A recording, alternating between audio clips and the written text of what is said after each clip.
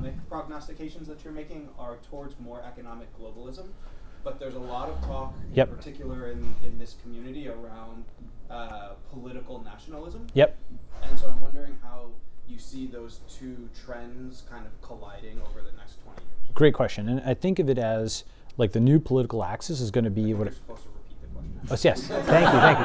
Sorry, great, thank you, I appreciate that. So to paraphrase, tell me if I got it right.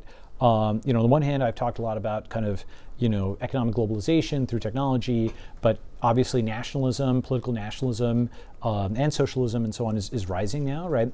And both of those are things that assume the primacy of the state in many ways, and borders and what have you, and how do those two trends, right? Yeah. And what I think is that the new political axis is going to be not so much left versus right, but the cloud versus the land, right? So, meaning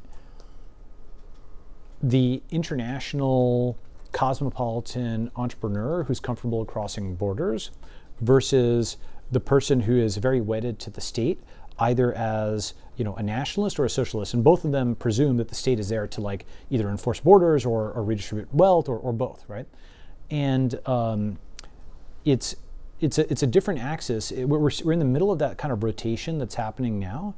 And I think you're going to see that, I don't know, complete in like 20 years, but these rotations take a long time to happen, right? But you'd call it a realignment or whatever. And I think that actually, the cloud may never win an election, but will never lose in the market, right? So it'll always be outnumbered. Like Silicon Valley is not going to win any or many elections. It's just a small group of folks, right? But boy, does it make amazing things, right?